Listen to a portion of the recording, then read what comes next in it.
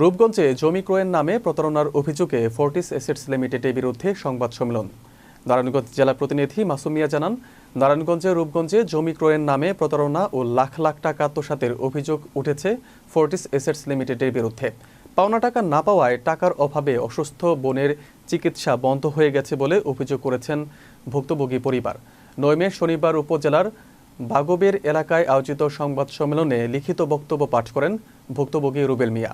তিনি অভিযোগ করেন, তাদের 18.75% জমি কোম্পানিটির কাছে বিক্রি করা হয়, তবে 3.75% জমির নামজারি না থাকায় 5 লাখ টাকা আটকে রেখে পরে পরিশোধের আশ্বাস দেয় প্রতিষ্ঠানটি।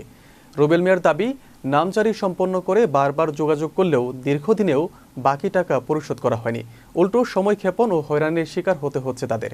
ভুক্তভোগী পরিবার প্রশাসনের জরুরি হস্তক্ষেপ, সুষ্ঠু তদন্ত এবং দ্রুত পাওনা টাকা আদায়ের দাবি জানিয়েছে।